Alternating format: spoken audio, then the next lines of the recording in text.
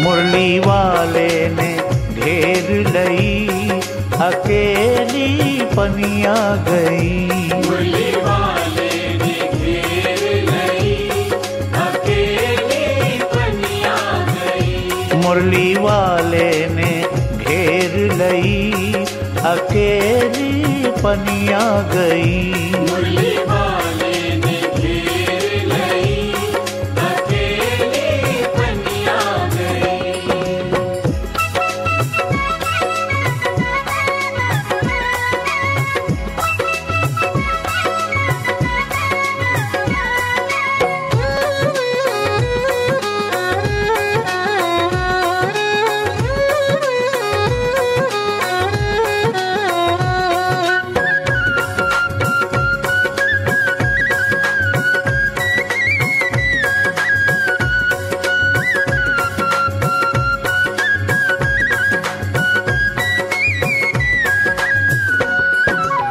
मैं तो गई थी यमुना तट पे, मैं तो गई थी यमुना तट पे। कान्हा खड़ा था रेपन घाट पे। कान्हा खड़ा था रेपन घाट पे। बड़ी मुझको रे देर भई, अकेली पनिया गई। मुरली वाले ने घेर लई, अकेली पनिया गई।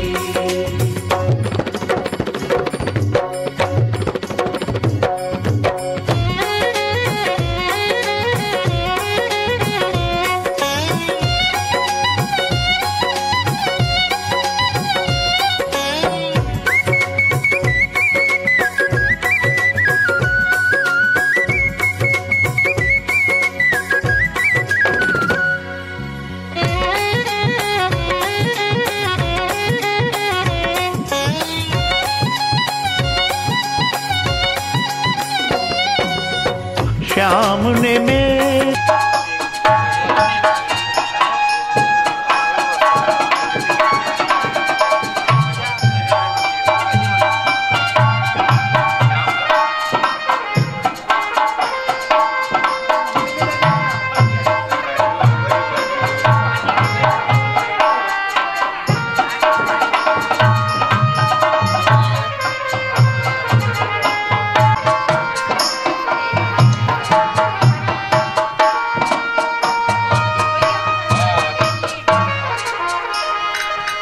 हो श्री भागवत भगवान की है आरती, पापियों को पाप से है आरती।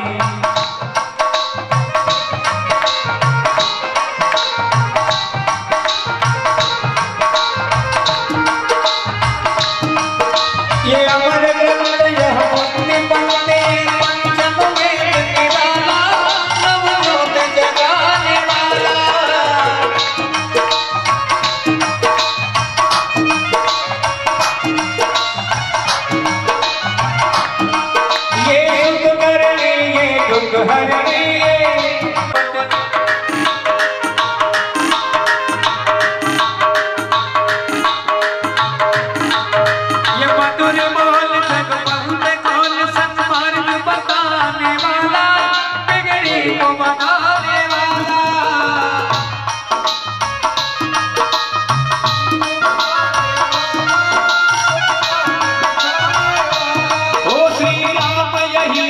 श्याम यही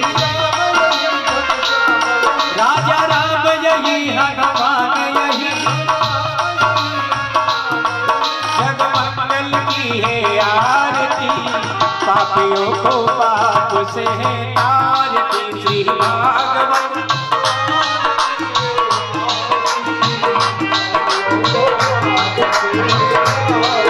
ये शांति की पावन पुनीत पापों को मिटाने वाला, हरि दर्श कराने वाला।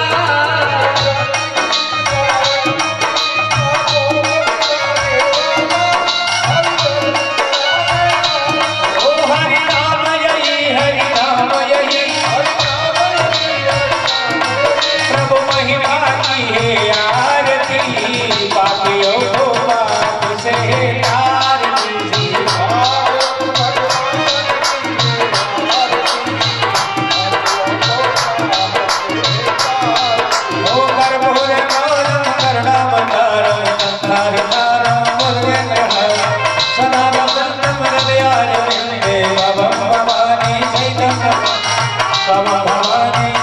भव भवन सहित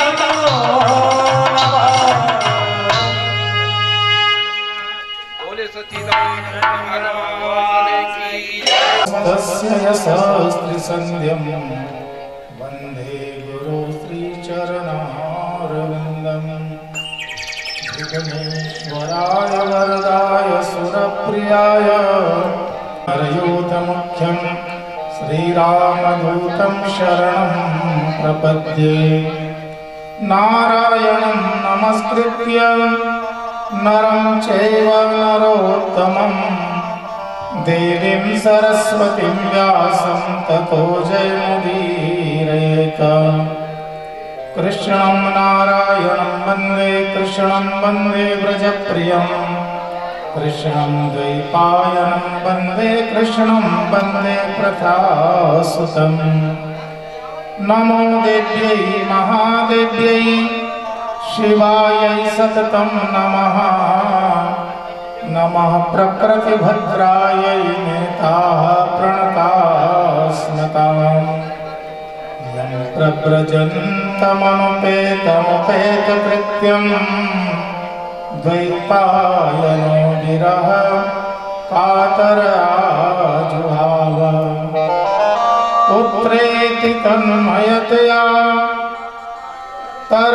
तरवोऽभिनेदो तं सर्वभूतहृदयं मुनिमानतोऽस्मि वृंदावन बिहारी लाल की श्रीमद्भागवत महापुराण की जय हो जगदम्बिका मात की जय हो की जय हो हरि शरणं हरि शरणं हरि शरणं हरि शरणं हरि शरणं हरि शरणं हरि शरणं गुरु शरणं गुरु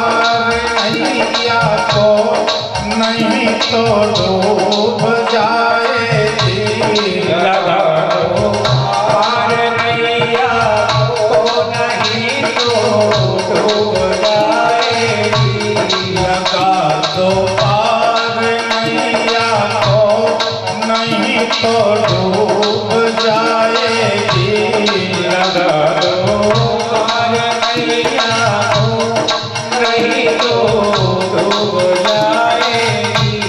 हमारा कुछ न बिगड़ेगा, दयालु तेरी बात जाएगी। हमारा कुछ न बिगड़ेगा, दयालु तेरी बात जाएगी। हरि शरणा हरि शरणा, हरि शरणा हरि शरणा, हरि शरणा हरि शरणा, हरि शरणा हरि शरणा। प्रभु शरणा प्रभु शरणा, प्रभु शरणा प्रभु शरणा, प्रभु शरणा प्रभु शरणा, प्रभु शरणा प्रभु शरणा।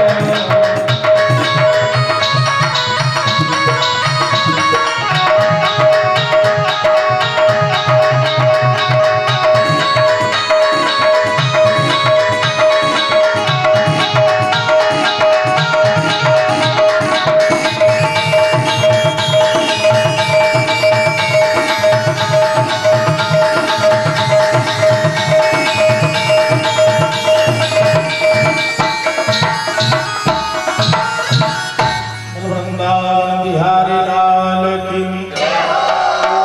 अनंत कोटि ब्रह्मांड नायक पूर्ण ब्रह्म परमात्मा की पावन कृपा से श्रीमद् भागवत महापुराण की पावन कथा भक्ति ज्ञान वैराग्य की त्रिवेणी, जिसका द्वितीय दिवस में हम प्रवेश कर रहे हैं, माँ बगुलामुखी की इस पावन धरा पर कल हमने जो कथा सुनी थी, सुखदेव जी महाराज का जन्म और धुंधकारी प्रेत का मोक्ष, आगे की कथा श्रीमद् भागवत महापुराण भक्ति ज्ञान वैराग्य की त्रिवेणी है। संतों ने कहा है कि सत्संग की जो महिमा है और सत्य की जो महिमा है, सत्संग करने से ही व्यक्ति के जीवन में सत्य आता है। सत्य अगर जीवन में उतर गया, ये कहा है सत्संग कि सत्येन धारते पृथ्वी, सत्येन तपते रवि, सत्येन वाति वायुश्च सर्वसत्ये प्रतिष्ठितम्। सत्य के बल पर पृथ्वी टिकी हुई है। सत्येन तपते रवि, सत्य से ही सूर्य तपता है, सत्य से ही वायु चलती है। सर्व सत्य प्रतिष्ठितम, लेकिन सत्य जीवन में कब आता है? अगर हम सत्संग करेंगे तो हमारे जीवन में सत्य का प्रकाश होगा। स्वामी जी महाराज ने कहा है कि जिन्होंने कभी भगवान की कथा नहीं सुनी, जिन्होंने जीवन में सत्संग नहीं किया, उनके कान कैसे होते हैं? गोस्वामी जी महाराज रामचरितमानस में सुंदर व्याख्या करते हैं कि जिन हरि कथा सुनी नहीं काना, श्रवण रंध्र ही भवन समाना। राम सिया राम सिया राम जय जय राम, राम सिया राम सिया राम जय जय राम। जिन हरि कथा सुनी नहीं काना, श्रवण रंध्र ही भवन समाना। राम सिया राम जय जय राम, राम सिया राम जय जय राम। जिन्होंने कभी अपने जीवन में भगवान की कथा को नहीं सुना, गोस्वामी जी कहते हैं कि जैसे सर्प की बाबी होती है, ऐसे ही उस व्यक्ति के कान होते हैं जिन्होंने कान से भगवान की कथा को नहीं सुना। आंख कैसी?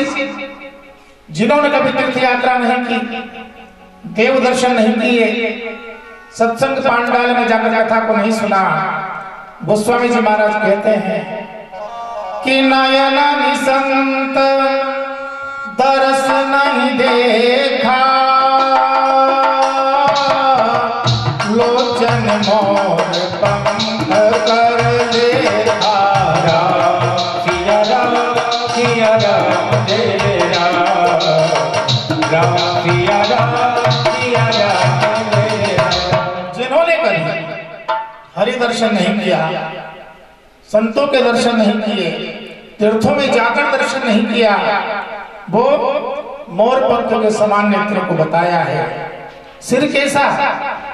जो सिर कभी किसी को नमस्कार नहीं करता, गुरु को प्रणाम नहीं करता, देवालय में जाकर प्रणाम नहीं करता, वो सिर कैसा बताया गोस्वामी जी ने कि ते सिर कटी तुम्हारी समतूला, जैन नमत हरि गुरु पद मोला। सिया राम जय राम, राम सिया राम जय राम। जिनका सिर कभी संत महात्मा गुरु के चरणों में नहीं झुकता, वो कटी हुई जो तुमड़ी होती है, जो कोई काम नहीं आती, इस प्रकार का सिर बताया गया है। गोस्वामी जी महाराज कहते हैं कि जिनके हृदय में भगवान की भक्ति नहीं है, वो जीते जी व्यक्ति मरा हुआ समझा जाता है। गोस्वामी जी ने लिखा कि जिन हरि भक्ति हृदय नहीं आनी, जीवन सब समान ते ही प्राण। सिया राम जय राम, राम सिया राम जय राम। भगवान की भक्ति जिसके हृदय में नहीं है, वो व्यक्ति जीते जी मरे के समान है।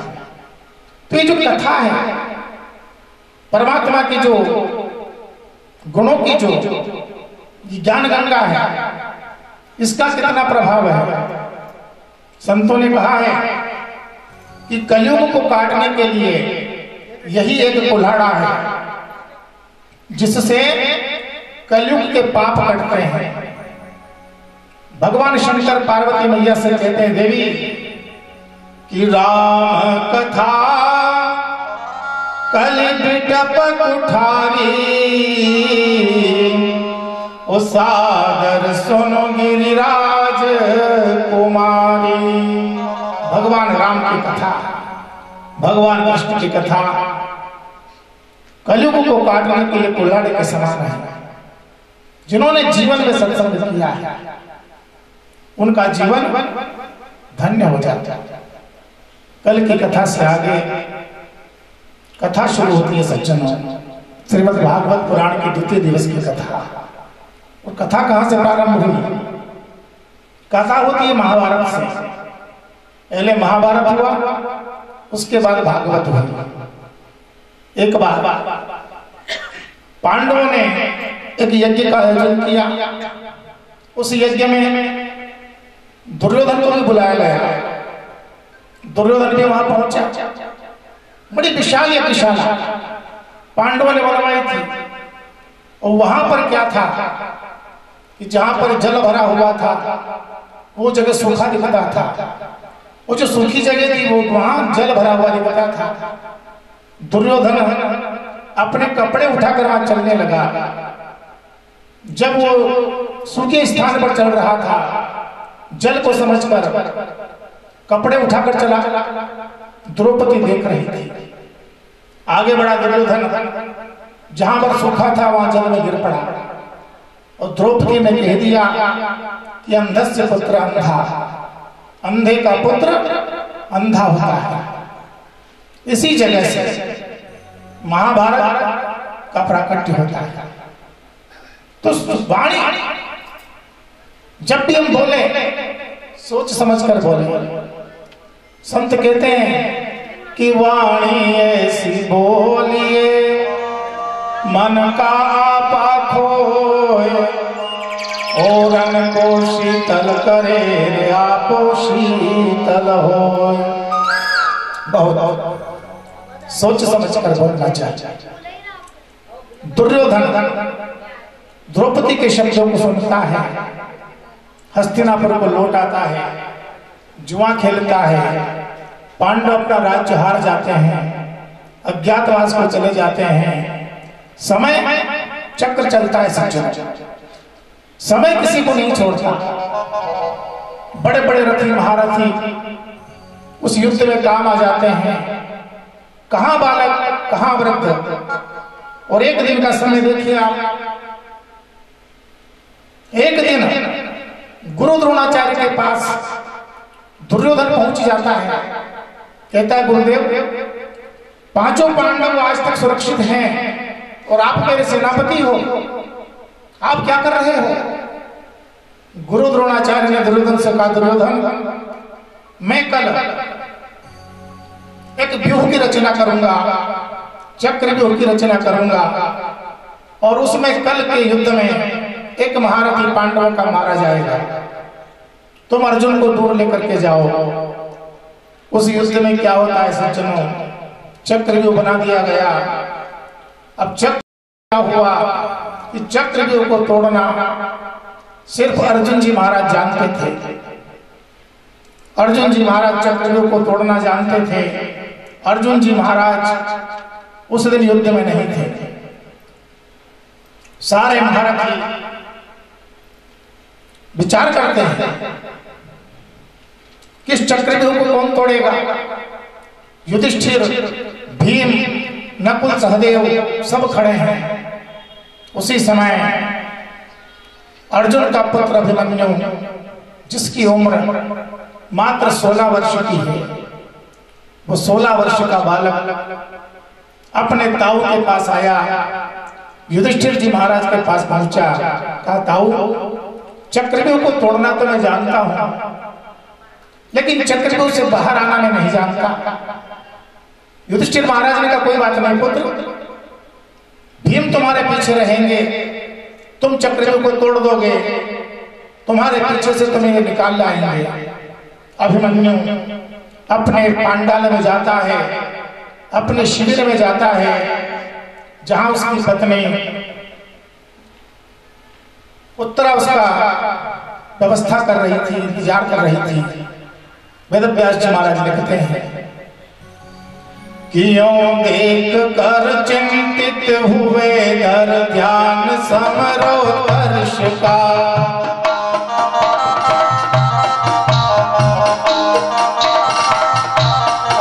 यों देख कर चिंतित हुए धर ध्यान समरोदर्श का।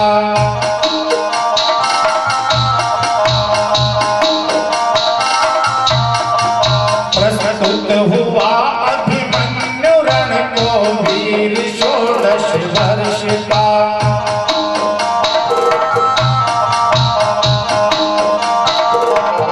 16 वर्ष का अभिमन्यु युद्ध करने के लिए आ जाता है। उसी समय क्या होता है, अभिमन्यु की पत्नी उत्तरा अभिमन्यु से कहती है कि हे प्रियतम, कि जाने न दूंगी आज मैं प्रियतम तुम्हें संग्राम में।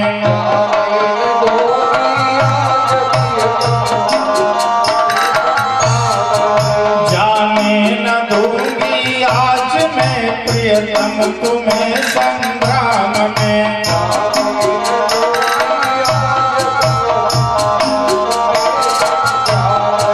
उठती हुई है भावनाएं आज इस रद्दाम में।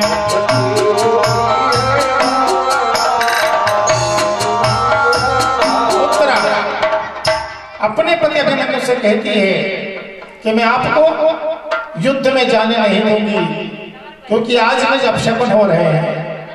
कैसा अपशकुन? अभिमन्यु कहता है कि हे प्रिय मेरी बात को सुनो।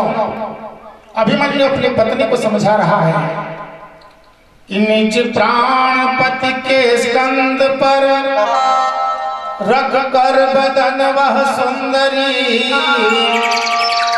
करने लगी फिर प्रार्थना नाना प्रकार व्यथा भरी। कई तरह से प्रार्थना करने लग गए कि मैं आपको युद्ध में जाने नहीं दूंगी। तब अभिमन्यु क्या करता है कि यूं देख कर व्याकुल प्रिया को सांत्वना देता हुआ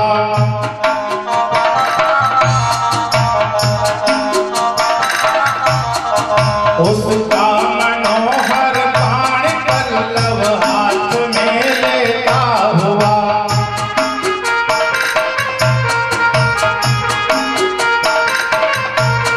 अभिमन्यु अपनी पत्नी को सांत्वना दे रहा है, कह रहा है कि तुम क्यों चिंता करती हो कि देखो भला भगवान ही है जब हमारे पक्ष में, तो कौन रोकेगा मुझे आकर के मेरे लक्ष्य में।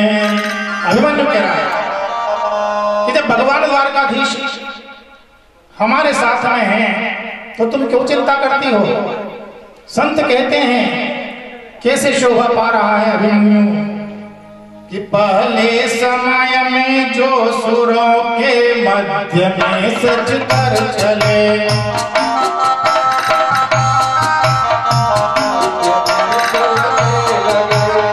तारकासुर मारने गिरि नंदिनी सच कर चले।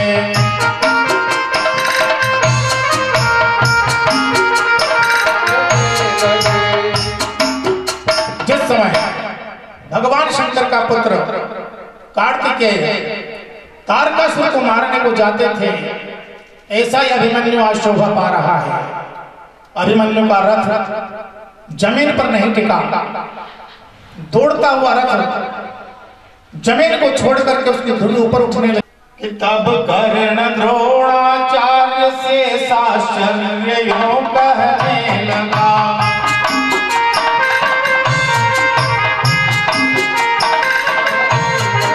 आचार्य देखो तो नया सिंह सोने से जगा।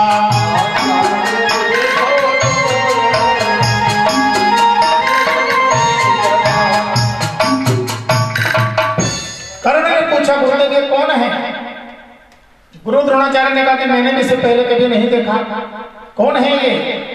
अभिमन्यु दौड़ रहा है, जाते ही व्यूह के प्रथम द्वार को अभिमन्यु ने तोड़ डाला, दूसरा द्वार, तीसरा द्वार। जब द्वार टूट रहे थे, व्यूह का भेदन हो रहा था, उसी समय सज्जनों दुर्योधन, लेकिन एक व्यक्ति के मुंह से निकला हुआ शब्द का बाण एक व्यक्ति के साथ पूरे राष्ट्र का विनाश कर सकता है। दुर्योधन कहता है पुत्र मुझे गर्व है कि हमारे वंश में ऐसा शूरवीर पैदा हुआ है, आ मेरे गले लग जा। अभिमन्यु सोच रहा है कि हो सकता है ताऊ जी को भगवान ने कुछ अधिक बुद्धि दे दी। अभिमन्यु विस्मित हो जाता है, क्योंकि जो व्यक्ति अत्यधिक मीठा बोलता है उससे हमेशा बच के रहना चाहिए।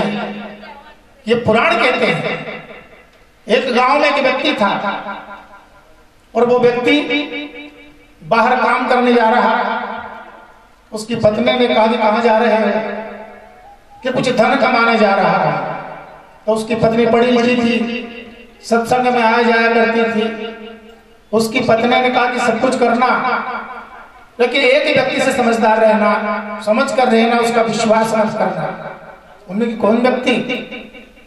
तो वो क्या कहती है कि जो नर मीठा बोलता, उसने कहा कि जो नर मीठा बोलता बातें बचियो कंत, अमर बेल के जड़ नहीं रे नहीं जोंक के दंत। गोविंद भगवान की। जो व्यक्ति अत्यधिक मीठा बोलता है उससे बच के रहना चाहिए। उसने कहा कि अमर बेल के जड़ नहीं होती, लेकिन जिस पेड़ पर अमर बेल फैल जाती है उस पेड़ को सुखा देती है। जोंक के दांत नहीं होते, लेकिन जिसको जोंक लग जाए उसका सारा खून चूस लेती है और स्वयं मर जाती है। अभिमन्यु, दुर्योधन कह रहा है कि आ जाओ। नीचे उतरा अभिमन्यु रथ से, महारथियों ने घेर लिया। किस प्रकार से स्थिति बनती है सज्जनों, वेद व्यास जी महाराज लिखते हैं कि वह पांडुवंश प्रदीपयो शोभित हुआ उस काल में,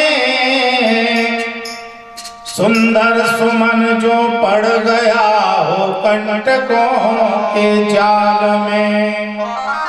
जिस प्रकार एक फूल हवा से उड़ जाता है, कांटे लग करके फूल छिन्न भिन्न हो जाता है, उसी प्रकार अभिमन्यु के सारे शरीर को मार थोड़े तलवारों से बिंद डाला, पूरे शरीर में घाव घाव कर दिए। अभिमन्यु रथ से गिरने लगा। मरता मरता अभिमन्यु अपने मामा को बुलाता है, अपने पिता को बुलाता है, बहुत करुण क्रंदन से आवाज देता है। अभिमन्यु कहता है, मामा तुम कहां हो? मामा उनके कृष्ण थे, पिताजी अर्जुन जी महाराज थे। अभिमन्यु कह रहा है, गिरा रथ से नीचे कि हे तात है मातुल, ए जहां हो वे प्रणाम तुम्हें वहीं। अभिमन्यु का इस भांति मरना भूल मत जाना कहीं। अभिमन्यु कह रहा पिताजी, मामा इन कायरों ने मुझे घेर के मार डाला। कि कहता हुआ वह वीर यो रणभूमि में जब गिर पड़ा।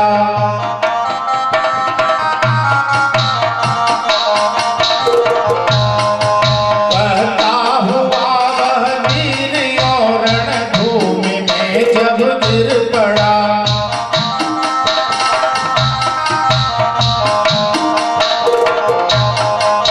ओ भंग जंग सुमेरु गिर का गिर पड़ा जो ही बड़ा।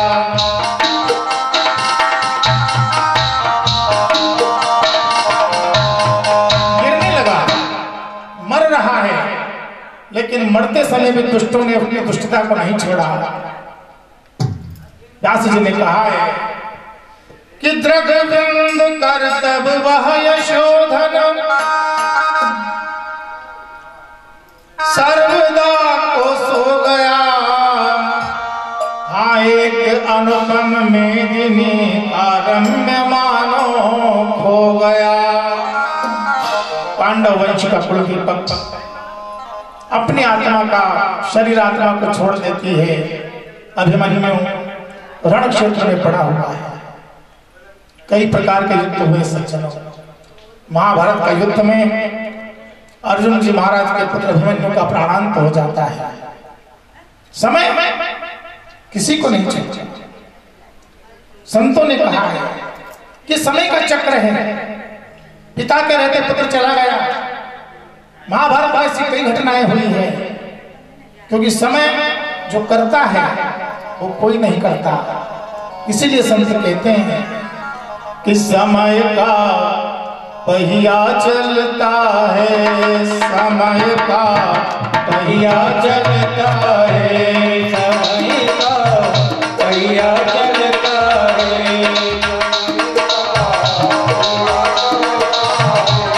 समय का चक्कर चलता है, वो समय का चक्कर चलता है। ओ इस पहिए के साथ साथ में, भाग्य बदलता है। समय का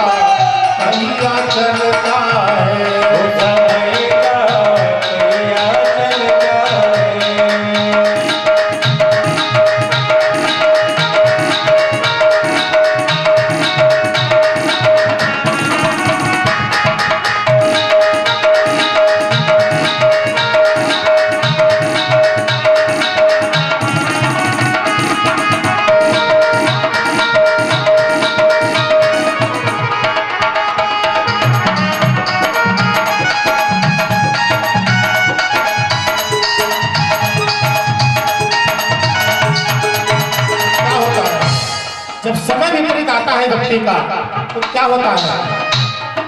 वही था अर्जुन गांडीव धारी, वही था भीम गदाधारी, वही था अर्जुन गांडीव धारी, वही था भीम गदाधारी। अरे वही था अर्जुन गांडीव धारी, वही था भीम गदाधारी, वही था अर्जुन गांडीव धारी, वही था भीम गदाधारी। अरे भरी सभा में नगन कर रहे कौरव दल जिनकी नारी, भरी सभा में नगन कर रहे कौरव दल जिनकी नारी। अरे भरी सभा में नगन कर रहे कौरव दल जिनकी नारी, भरी सभा में नगन कर रहे कौरव दल जिनकी नारी। अरे कृपाचार्य गुरु द्रोण वो बैठे, कृपाचार्य गुरु द्रोण बैठे, कोई बोल न पाता है समय का चक्कर चलता है, समय का चक्कर चलता है। जय हो।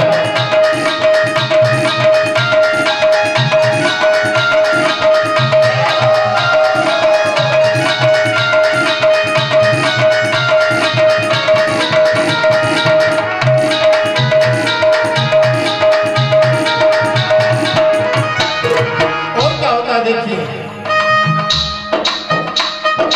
अवधपुरी के रहने वाले समय जब विपरीत होता है तो भगवान राम के साथ क्या हुआ? अवधपुरी के रहने वाले पंचवटी पर रहते थे, अवधपुरी के रहने वाले पंचवटी पर रहते थे।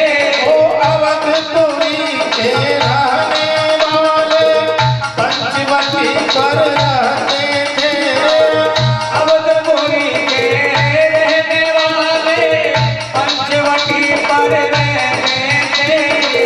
मखमलों पर सोने वाले आज जमीन पर सोते थे, मखमलों पर सोने वाले आज जमीन पर सोते थे। अरे मात पिता की आज्ञा से ही हो, माता पिता की आज्ञा से ही राज बदलता है समय का पहिया चलता है, समय का पहिया चलता है।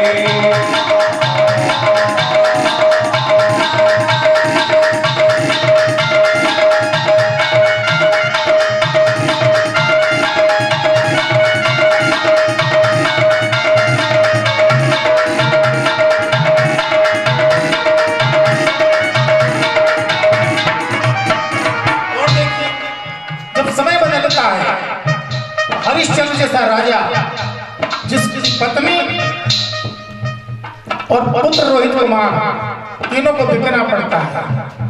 संतों ने लिखा है, करे नौकरी मरघट की हरिश्चंद्र जैसा दानी, करे नौकरी मरघट की हरिश्चंद्र जैसा दानी।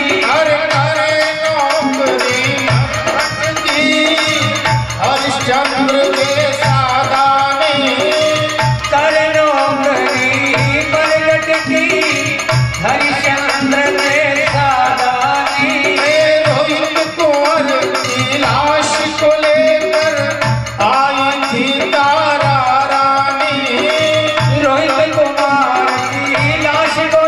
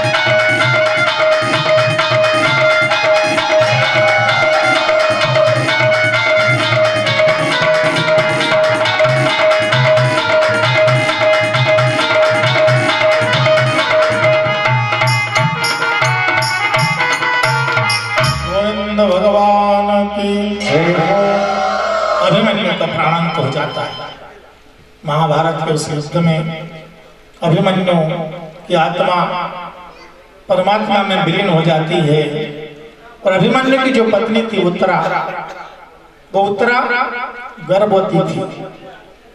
युद्ध तो चल रहा था, पूरा युद्ध समाप्त हो गया।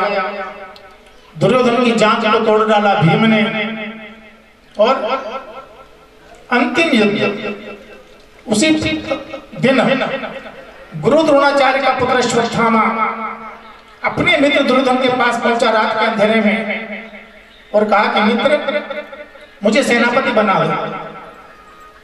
उन्होंने कहा, मैं तुझे सेनापति क्यों बनाऊंगा? युद्ध समाप्त हो चुका, भीम ने मेरी जान तोड़ दी, मैं मर रहा हूं। कुरुक्षेत्र में तालाब के किनारे दुर्योधन पड़ा हुआ था। अश्वत्थामा कहता है, मित्र, एक दिन के लिए मुझे सेनापति बना दो, मैं इस युद्ध का परिणाम बदल दूंगा। दुर्योधन ने अश्वत्थामा को तिलक कर दिया। अश्वत्थामा क्या करता है, रात के अंधेरे में जा रहा है। दुष्ट जो होता है सज्जनों, दुष्ट कभी अपनी दुष्टता को नहीं छोड़ता। ये लिखा है शास्त्रों में कि नीम के पेड़ में चाहे कितना दूध डालो, वो मीठा नहीं होता, क्योंकि उस गुण कड़वे। अश्वत्थामा जा रहा, अब अश्वत्थामा रात के अंधेरे में जाता है, द्रौपदी के शिविर में जाता है, जहां पर द्रौपदी रुकी हुई थी। द्रौपदी के 5 पुत्र सोए हुए थे। अश्वत्थामा ने सोए हुए 5 द्रौपदी के 5 पुत्रों को मार डाला, उनके सिर काट डाले। अश्वत्थामा 5 राजकुमारों के सिर लेकर दुर्योधन के पास आता है। दुर्योधन से कहता है, मित्र, मैंने तुम्हारे शत्रुओं का विनाश कर दिया। दुर्योधन ने कहा कि भीम का मस्तक लाओ। अब भीम का मस्तक जैसे ही दिया, दुर्योधन ने दबाया, मस्तक टूट गया। दुर्योधन जानता था कि भीम का सिर तो वज्र का है। उन्होंने कहा, अश्वत्थामा, ये किसका सिर ले आया? 5 भाई, 5 राजकुमार, 5 पांडव जैसे दिखते थे। दुर्योधन कहता है, अश्वत्थामा से कहता है, नीच ब्राह्मण, ये तूने क्या किया? हमको पीछे से जल देने वाले को भी नहीं छोड़ा, तूने तो द्रौपदी के 5 पुत्रों की हत्या कर दी। अश्वत्थामा क्या करे? अश्वत्थामा विचार करता है। उसी समय द्रौपदी आवाज देती है कि पाहि पाहि महायोगिन देव देव जगतपते। आवाज लगाती है। अर्जुन जी महाराज आ जाते हैं, भगवान कृष्ण आ जाते हैं। दौड़ता हुआ अर्जुन अश्वत्थामा को पकड़ लेता है। अश्वत्थामा को जैसे पकड़ा, अश्वत्थामा वहां से भागा और अर्जुन जी महाराज उसे मारने लगे। मारने को दौड़े। द्रौपदी ने कहा, छोड़ दो इसे, क्योंकि मैं जानती हूं कि पुत्रों की मृत्यु का समाचार जब मां सुनती है तो है, मेरे पुत्र मर गए। अगर तुमने अश्वत्थामा को मार दिया तो तुम्हारी गुरु माता बहुत रोएगी। द्रौपदी ने उसे अभयदान दिलवा दिया। भगवान ने उसकी मणि निकाल दी।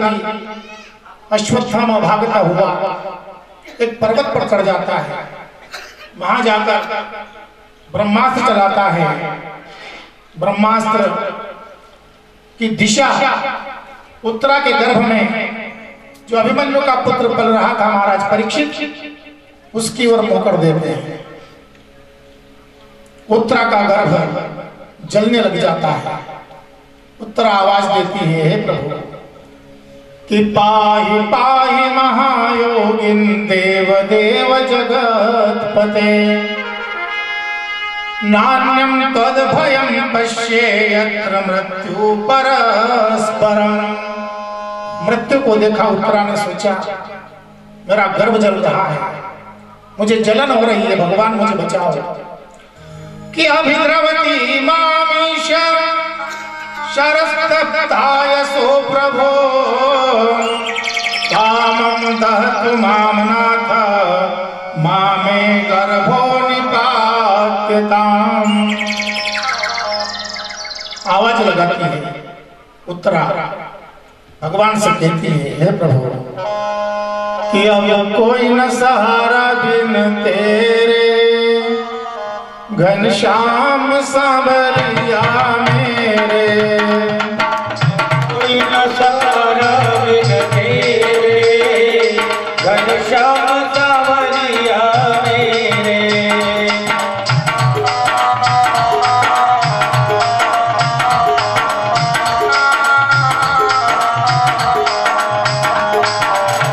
कोई न सहारा बिन तेरे घनश्याम सांवरिया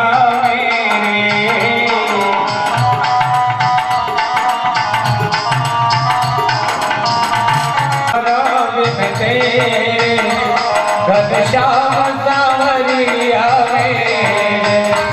हरि आ जाओ हरि आ जाओ ओ हरिया जाओ हरिया जाओ। बिना सहारा बिन तेरे घनश्याम सांवरिया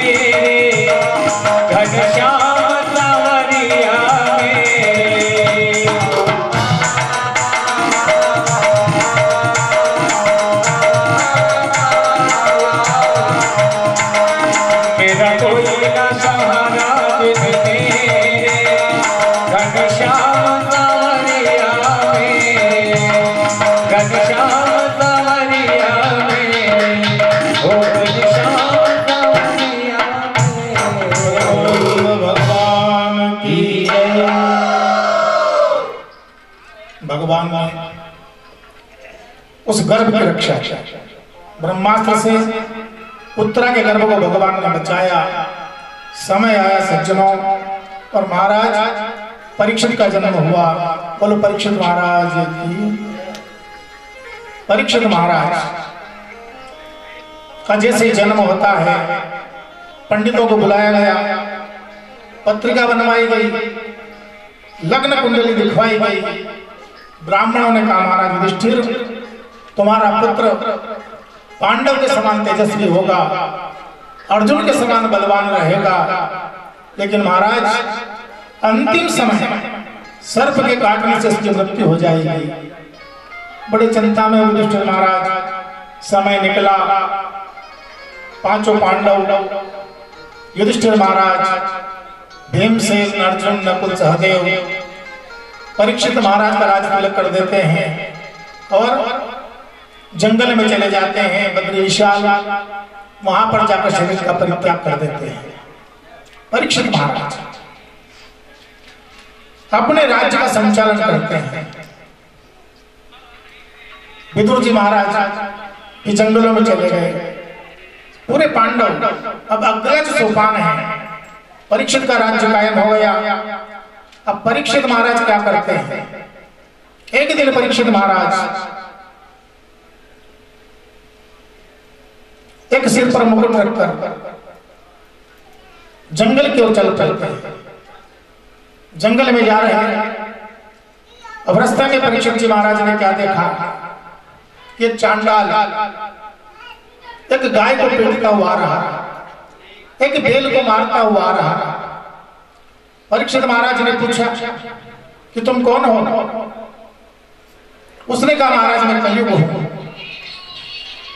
उन्होंने कहा सतयुग चला गया, त्रेता चला गया, द्वापर चला गया, अब मेरा समय आया है। उन्होंने कहा तुम गाय को क्यों मार रहे हो? चांडाल कहता है कि मैं गाय को नहीं मार रहा, ये धरती है। बेल कौन है? बेल धर्म का अवतार है। परीक्षित महाराज ने सोचा कि अरे ये तूने कैसे समझ लिया कि पांडव चले गए तो कोई राज्य को संभालने वाला नहीं है। परीक्षित महाराज चांडाल को मारने लगे, कलयुग को मारने लगे। कलयुग कहता है महाराज मुझे कुछ स्थान दे दो, मैं कुछ जगह रह जाऊंगा। उन्हें कहा फिर मांग ले।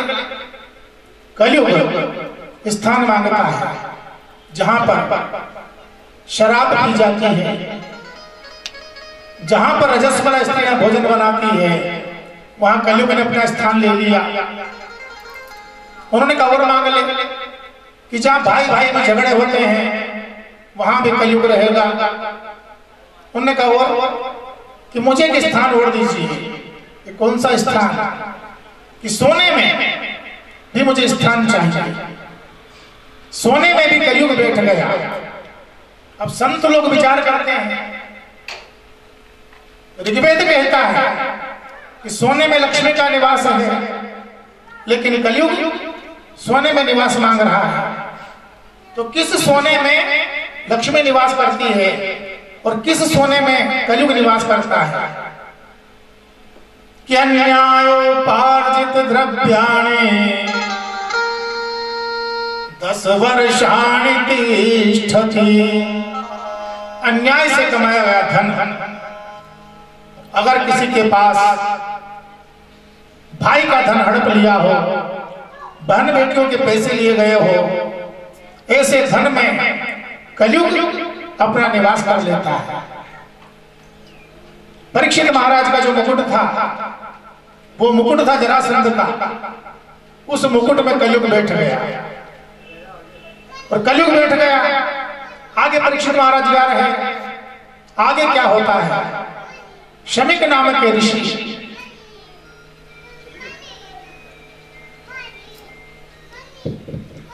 शमिक नाम के महात्मा तपस्या कर रहे थे।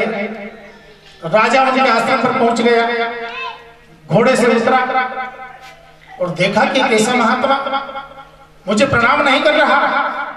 और राजा तो राजा होता है साहब। एक मरा हुआ सांप पड़ा था।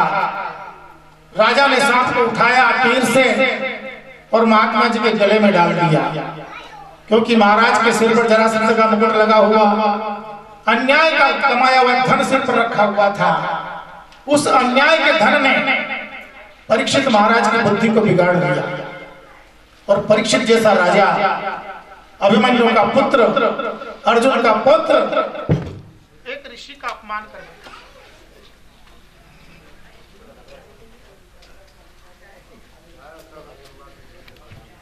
भी तो चढ़ा मगर हर रोज ढला, इस दुनिया में भाग्य के आगे नहीं किसी का जो चला।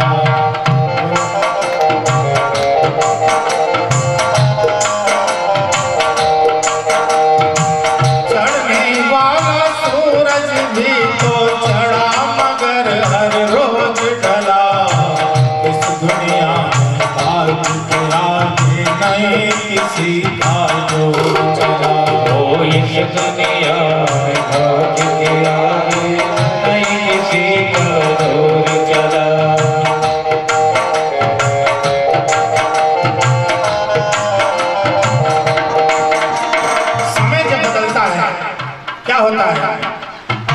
अभिमन्यु का पुत्र परीक्षित राज ऋषि कहलाया। राज ऋषि कहलाया। ओ अभिमन्यु का पुत्र परीक्षित राज ऋषि कहलाया। अभिमन्यु का पुत्र परीक्षित राज ऋषि कहलाया। अरे राजा और प्रजा ऐसी की कलयुग जगह न पाया।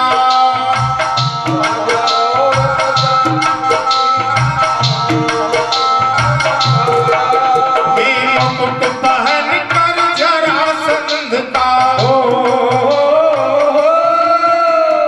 मुकुट पहन कर जरासंध का एक दिन वन की ओर चला। इस दुनिया में भाग्य के आगे नहीं किसी का जोर चला।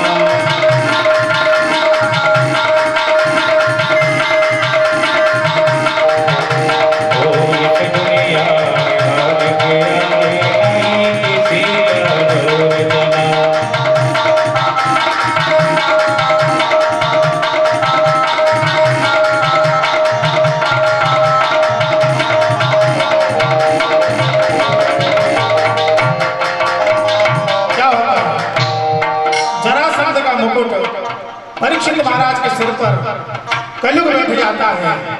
संत कहते हैं आगे क्या होता है। ओ करता हुआ शिकार परीक्षित भी हड़वन में जा पहुंचा। करता हुआ शिकार परीक्षित हड़वन में जा पहुंचा। करता हुआ शिकार परीक्षित भी हड़वन में जा पहुंचा। करता हुआ शिकार परीक्षित हड़वन में जा पहुंचा। और प्यास लगी तो जल पीने को ऋषि के आश्रम आ पहुंचा। प्यास लगी तो ऋषि के आश्रम जा पहुंचा। और प्यास लगी तो जल पीने को ऋषि के आश्रम आ पहुंचा। प्यास लगी तो जल पीने को ऋषि के आश्रम जा पहुंचा। और सर के ऊपर कलयुग बैठा। सर के ऊपर कलयुग बैठा। राजा क्रोध की अगन जला।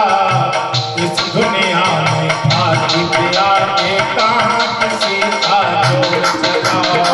इस दुनिया में भाग्य के आगे किसी का जोर चला। ओ चढ़ने वाला सूरज भी तो चढ़ा मगर हर रोज ढला। इस दुनिया में भाग्य के आगे नहीं किसी का जोर चला।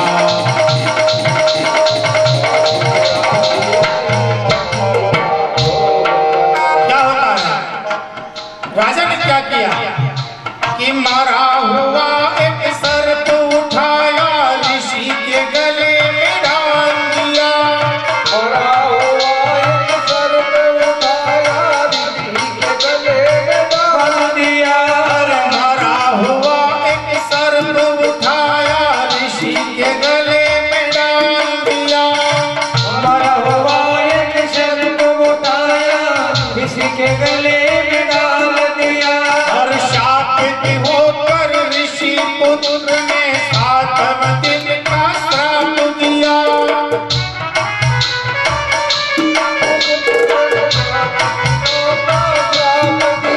और शंकर कहे जो करना चाहो। शंकर कहे जो करना चाहो कर ले जग में काम भला।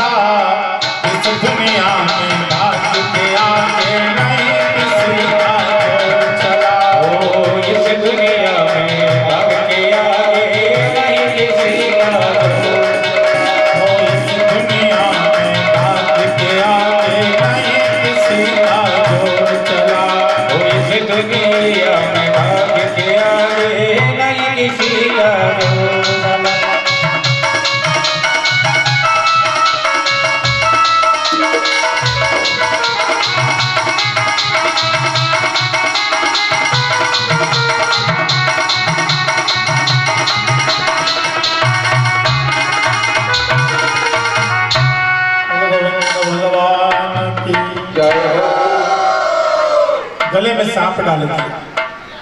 जैसे ही शमिक के गले में सांप डाला, शमिक का पुत्र भृंगी गंगा में स्नान कर रहा था।